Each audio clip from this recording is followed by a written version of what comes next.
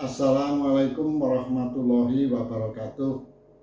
Saudara-saudara sekalian, saya masih menyisakan cerita sekitar Idul Fitri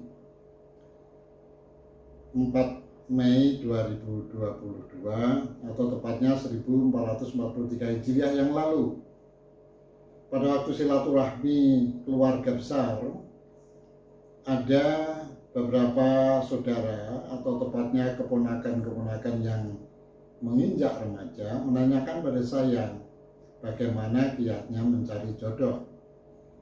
Karena saat itu tidak memungkinkan untuk menerangkan secara jelas, maka pada kesempatan inilah saya coba untuk menerangkannya.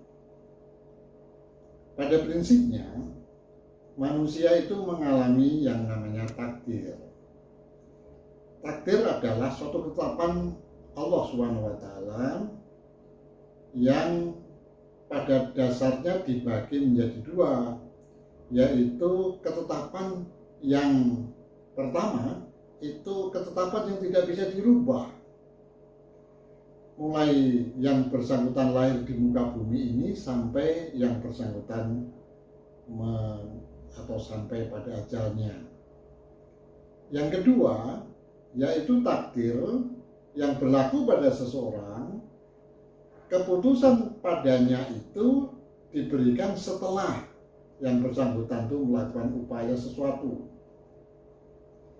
Yang pertama tadi sudah tentu paling gampang adalah kematian, yang merupakan ketetapan Allah SWT yang tidak bisa dirubah lagi. Kapan, di mana, dan dengan cara apa akan mengalami kematian, ini sudah takdir. Kemudian yang kedua, takdir yang ditetapkan setelah yang bersangkutan menggunakan upayanya. Sebagai contoh, ya seperti ini, yaitu kiat untuk mencari jodoh. Kalau demikian, maka pada dasarnya seseorang harus berusaha untuk mendapatkan jodoh yang terbaik untuknya.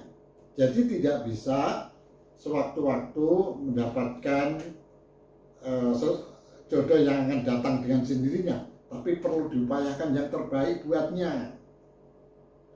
Dalam hal ini, seseorang yang akan mencari jodoh juga harus memahami adanya hukum-hukum alam. Oleh karena itu, pada surat Al-Alaq, sejak ayat pertama sudah dikatakan, Iqra bismi rabbikal ladzi khalaq. Bacalah, karena alam ini banyak mengandung pelajaran-pelajaran hukum-hukum alam yang harus diikuti oleh manusia. Oleh karena itu, di dalam mempelajari ini juga di dalam hadis dikatakan bahwa belajarlah sampai negeri Cina, atau belajarlah terus-menerus mulai dari lahir di muka bumi ini sampai masuk di liang lahat, karena segala sesuatu harus terus dipelajari. Termasuk dalam hal ini bagaimana saudara akan mendapatkan jodoh yang terbaik buat Anda sendiri. Saudara-saudara sekalian, hukum-hukum alam yang dimaksud tadi adalah bahwa ada hukum sebab akibat. Sudah tentu juga banyak hukum-hukum yang lain. Banyak ilmu-ilmu yang lain di alam ini yang harus digali. Dalam kaitan hukum alam yang berkait dengan sebab akibat, maka terjadinya sesuatu disebabkan oleh faktor yang lain. Kalau kita ingin mendapatkan panen padi, sudah tentu yang ditanam harus padi. Ini contoh-contoh bahwa kita harus mengikuti hukum alam itu. Kita ingin pandai, mestinya kita belajar. Kalau kita ingin sehat, mestinya kita olahraga. Kita berusaha makan makanan sehat. Itu kalau kita akan menjadi sehat. Itulah hukum alam yang tidak bisa kita hindari. Dalam hal ini kita mencari jodoh juga mestinya menggunakan hukum-hukum alam itu, yaitu kita harus belajar. Belajar apa? Karena kita sebagai seorang muslim sudah tentu kita belajar dari ajaran-ajaran yang diberikan pada kita. Bahwa kalau kita memilih jodoh, maka yang pertama adalah lima liha. Artinya adalah boleh memilih pasangan atau calon pasangan yang kaya. Tetapi harus diingat bahwa kekayaan sifatnya tidak abadi. Kalau Allah menghendaki sewaktu-waktu kekayaan itu bisa hilang. Tetapi kalau itu diinginkan, kita milih yang kaya itu boleh. Tetapi yang harus diwaspadai adalah hal seperti itu. Yang kedua adalah li jamaliha. Seseorang boleh memilih calon pasangan karena kecantikannya, karena kegantengannya. Tapi ini juga harus diwaspadai bahwa ganteng tidaknya, cantik tidaknya, ini sifatnya adalah relatif. Ada orang yang senang gendut, itu ya nggak apa-apa, karena dia menganggap cantik itu gendut. Tapi ada juga yang memilih cantik itu yang ramping, boleh saja, itu sifatnya relatif. Dan yang kedua, di samping relatif, kecantikan ini sifatnya adalah sementara. Mengapa dikatakan sementara?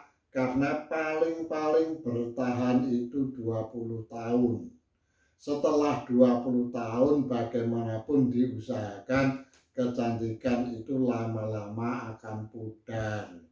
Awalnya begitu melihat seseorang pada umur 20-an, seakan-akan ya yang terbaik pada masanya itu, tetapi setelah 20 tahun itu kita akan berubah, atau yang bersangkutan akan berubah, akan menurun, akan pudar kecantikannya.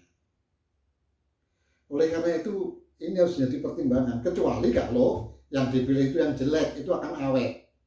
Sampai kapanpun, kalau perlu sampai meninggal pun itu tetap jelek. Itu kalau pilih yang jelek. Kemudian yang ketiga adalah li hasabiha, atau milih nasabnya, keturunannya. Boleh kita memilih keturunan yang baik-baik, harapannya adalah kita mendapatkan calon yang baik. Tetapi ini juga harus diingat, tidak selamanya kan begitu.